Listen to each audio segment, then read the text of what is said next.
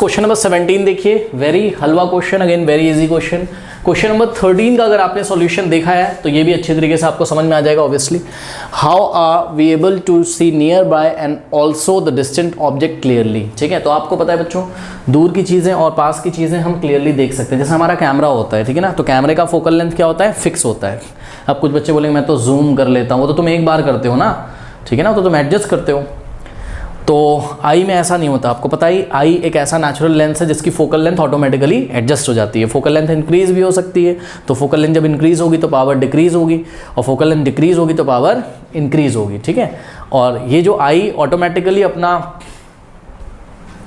Focal length change कर लेती है आई लेंस का, इस कॉन्सेप्ट को या इस फिनोमेना को हम क्या बोलते हैं, पावर ऑफ एकोमोडेशन। तो सबसे पहले हम ये लिखेंगे एग्जाम में क्या, कि human eye is able to see nearby and distant object clearly by changing the focal length of the eye lens using the power of accommodation. इसको अंडरलाइन कर लें, using the power of accommodation. अब जैसा कि question number 13 में हमने सीखा था वैसे यहाँ पे भी कर लेते हैं। अब एग्जाम में हम दो डायग्राम बना सकते हैं। देखिए, एक लेफ्ट हैंड साइड बनाया है हमने और एक ये राइट हैंड साइड।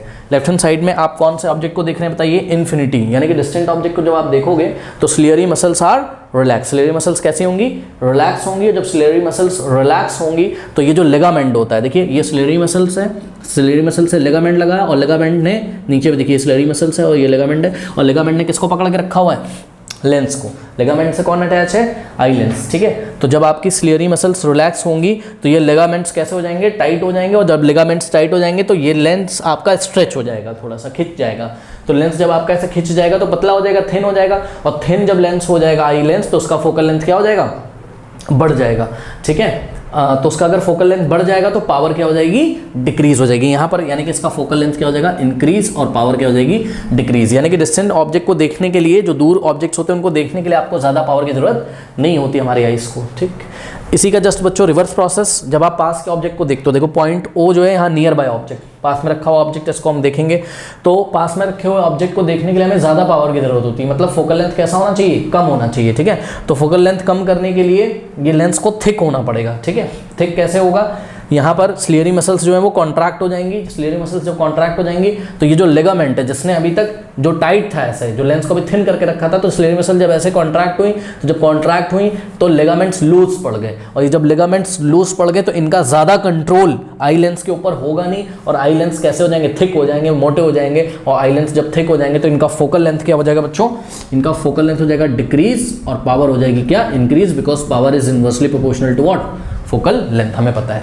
ठीक है ना, फॉर्मूला पढ़ा है ना आपने, P is equals to what, 1/f। ठीक है, ओके, तो ये चीज़ है। अब एग्जाम में बच्चों कुछ लैंग्वेज लिखनी हो तो आप लिख दीजिए, जो क्लास कराई वहाँ से लिखना हो, यहाँ से देखना हो, यहाँ से थोड़ा सा आप लिख सकते हो। क्लास में तो बहुत डिटेल में बताया, मैंने शॉर्ट में कुछ नोट्स लिखे हुए हैं। सबसे पहले हमने यहाँ पे लिखा हुआ है, when the muscles are relax the lens becomes thin, its focal length increases, this enables us to see the object, distant object clearly. Okay, और यहाँ पे हमने लिखा है, when the ciliary muscles are contract the eye lens becomes thicker, consequently the focal length of the eye lens decreases। Okay, तो ये सब कुछ बातें हैं, इसको आप नोट कर लीजिए।